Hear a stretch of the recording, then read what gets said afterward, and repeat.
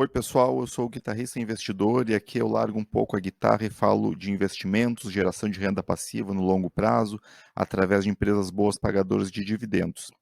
Hoje eu quero falar sobre o livro Faça Fortuna com Ações, do Décio Bazin, e como esse livro foi muito importante na minha trajetória de investimentos e por que eu acho que ele pode fazer a diferença para você também.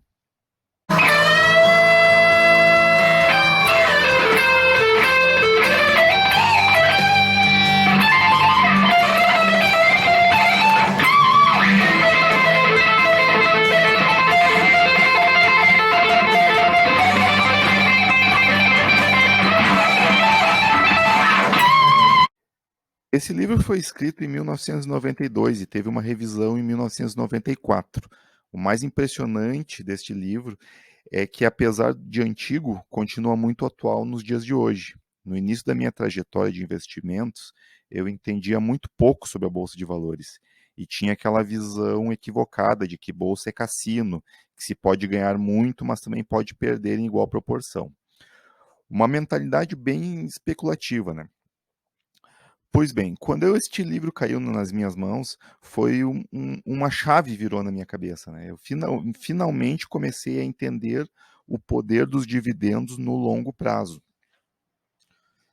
Claro que depois de ler esse livro maravilhoso, eu me aprofundei mais, me informando sobre a trajetória do milionário Luiz Barsi, que também fez fortuna no longo prazo investindo em empresas boas pagadoras de dividendos.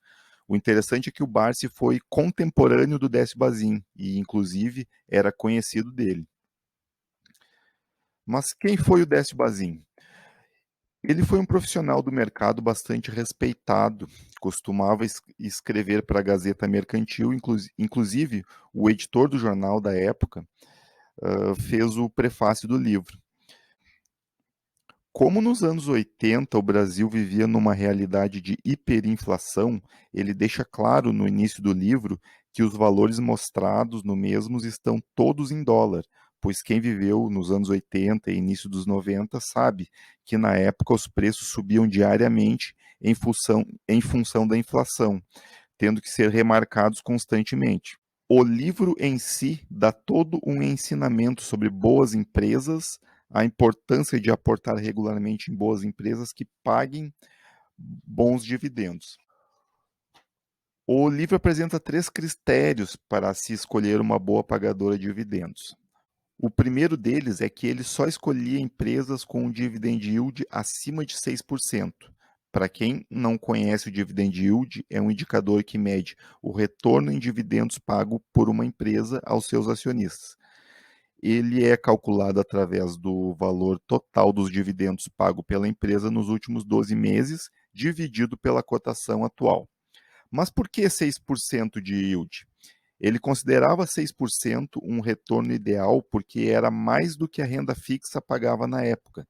Segundo ele, não valia a pena o investidor se sujeitar à volatilidade da renda variável para ter um retorno igual ao da renda fixa.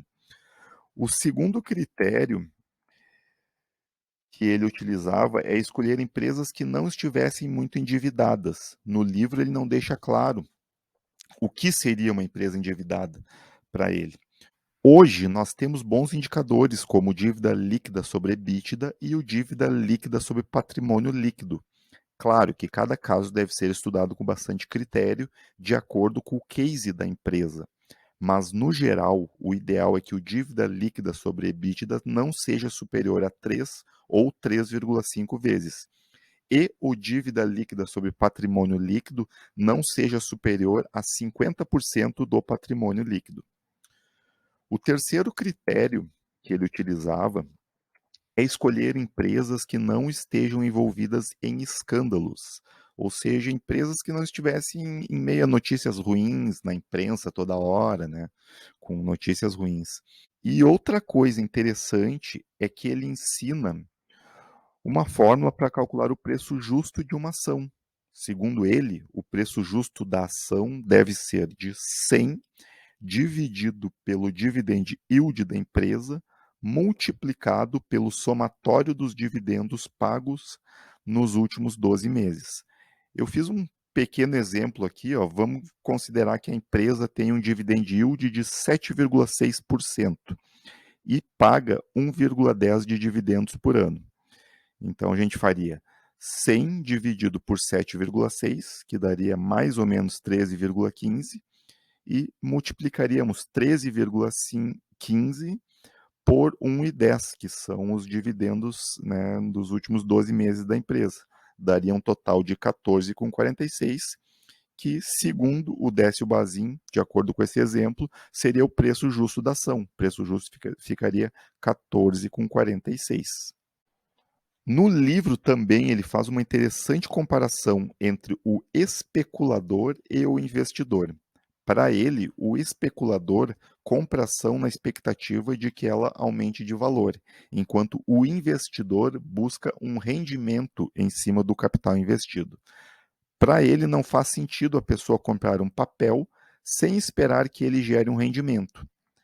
Essa foi uma grande lição que me fez rever muito a minha visão da Bolsa de Valores. E você?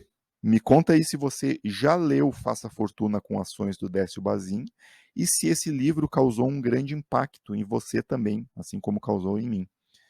Um grande abraço a todos e até a próxima.